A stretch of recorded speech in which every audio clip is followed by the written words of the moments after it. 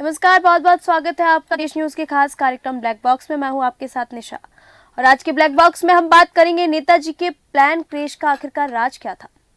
भारत के प्रमुख स्वतंत्रता संग्राम सेनानी नेताजी सुभाष चंद्र बोस किसी पहचान के मोहताज नहीं है। नेताजी का जन्म ओडिशा के कटक में 23 जनवरी 1897 को हुआ।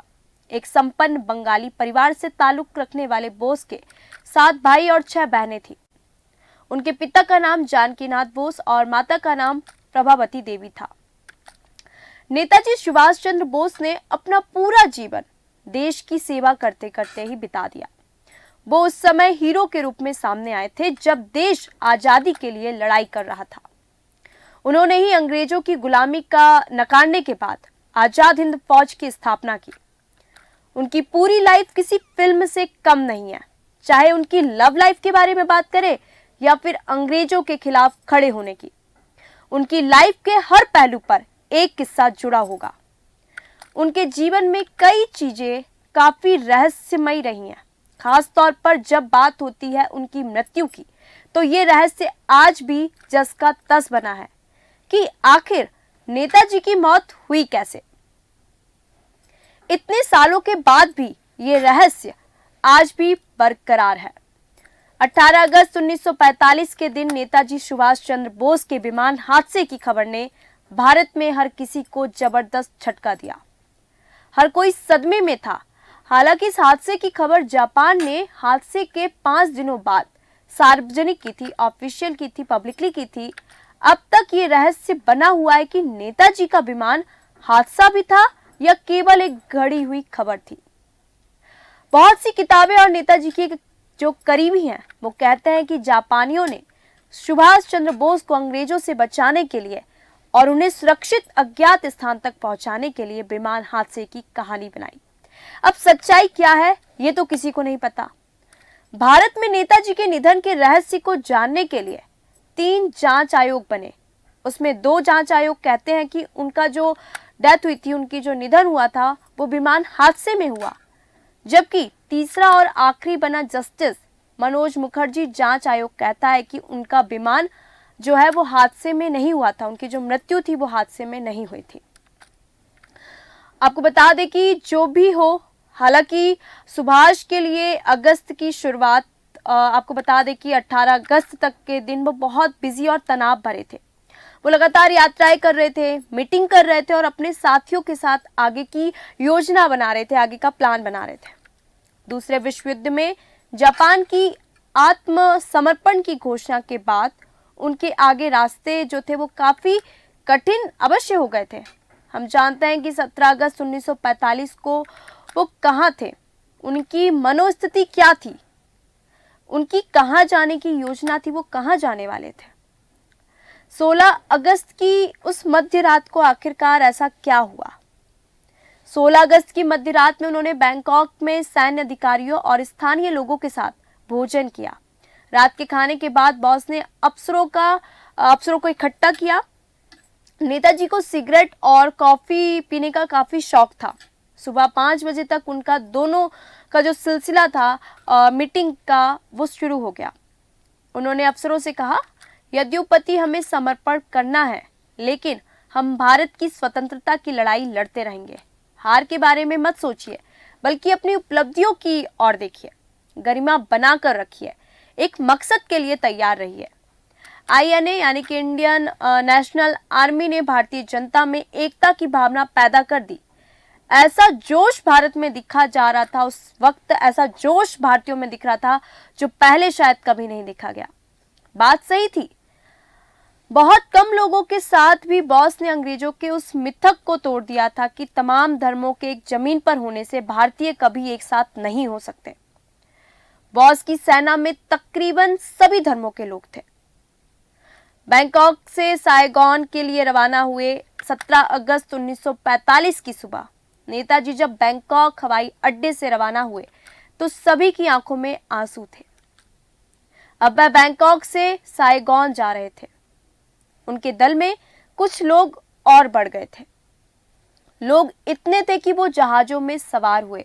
सभी के पास एक एक हल्के हल्के सूटकेस थे, बेल्ट से बंधी एक रिवॉल्वर। जहाज जो था वो 10 बजे साइगोन पहुंच गया। यहां से उन्हें आगे की यात्रा करनी थी, लेकिन ना तो यहां कोई विमान था और ना ही एयरपोर्ट पर कोई व्यक्ति। सब कुछ सुनसान था। जापान को समर्पण किए हुए 2 दिन बीत चुके थे। सुभाष के ग्रुप में किसी को नहीं मालूम था कि अंतर्राष्ट्रीय नियमों के अनुसार युद्ध में समर्पण के बाद अब जापान में किसी फौज के विमान को उड़ाने की इजाजत नहीं है। तुरंत फुरत आपको बता दें कि उनके सहयोग में रहने की व्यवस्था की गई तुरंत। ऐसे में नेताजी ने साइगोन में स्थानीय आजाद हिंद फौज के अधिकारी चंद्रमल को एयरपोर्ट पर आने को कहा। नेताजी को एयरपोर्ट से साइगोन शहर में एक भारतीय नारायण दास के घर तक लाने की व्यवस्था की गई। वो सीक्रेट ऑपरेशन जो जापान सेना तैयार कर रही थी, इस बेहद सीक्रेट ऑपरेशन जो था वो लगातार चल रहा था।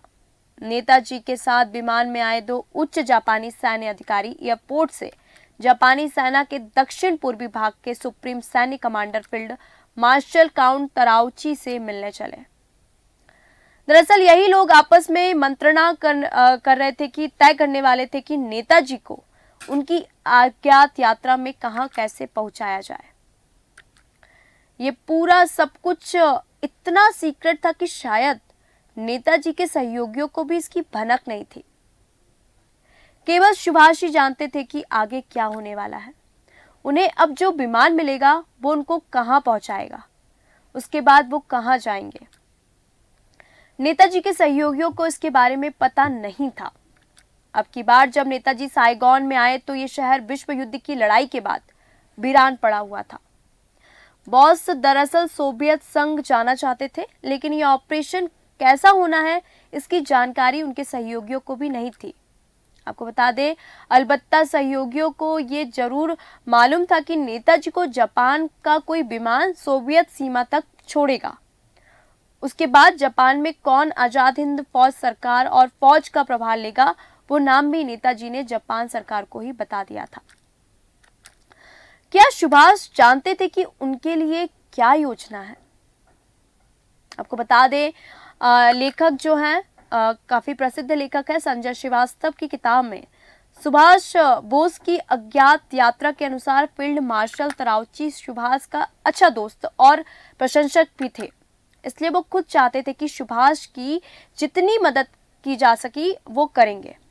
बॉस जापानियों के ये समझाने में कारगर हो गए थे कि उनका सोवियत संघ जाना जहां उनके लिए ठीक होगा, वहीं जापान के लिए भी सुभाष को सोवियत संघ तक पहुंचाने के लिए फील्ड मार्शल तराउची ने फुल प्रूफ योजना बनाई थी।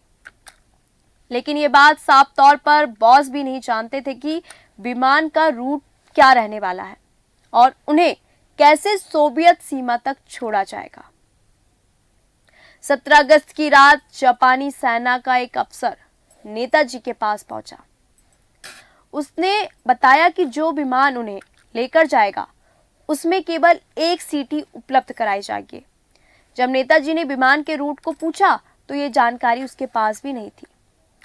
बॉस ने तुरंत इस यात्रा से इनकार कर दिया कि मैं ये यात्रा नहीं करूंगा। उन्होंने कहा, जब तक मुझे इस यात्रा का विवरण नहीं दिया जाता, पूरी डिटेल नहीं बताई जाएगी, तब तक मुझको जाने की कोई जल्दी नहीं है। कुछ देर बाद फिर गुपचुप बात हुई और आधे घंटे बाद ही जापानी सेना के दोनों उच्च अधिकारी उनके पास पहुंच गए। अब की बार उन्होंने बॉस और उनके सहयोगी कर्नल हबीबुर्रहमान से अलग में गुप्त बात की। ऐसा लगता है कि इस मुलाकात में बॉस को पूरी योजना की जानकारी दी गई थी जो उनके लिए सैन्य मुख्यालय ने तैयार की थी। अब 18 अगस्त में कुछ घंटे बाकी थे जो सुभाष के आगे के जीवन की पूरी रूपरेखा तैयार करने वाले थे। चंद घंटे बाद वाकई सुभाष उस अज्ञात यात्रा पर चले गए, फिर कभी नजर नहीं आए। मधुश्री मुखर्जी अपनी किताब चर्चिल सीक्रेट वॉर में लिखती हैं कि नेताजी सुभाष चंद्र बोस जब भाषण देते थे, उसे सुनकर औरतें अपने जेवर उतारकर उनके सामने रख देती थी। 21 अगस्त 1944 को छपी एक रिपोर्ट के मुताबिक नेताजी का भाषण सुनकर हीराबेन बेतानी ने अपने 13 सोने के हार दान में दे दिया, जिनकी तब की कीमत 1.5 लाख रुपए थी।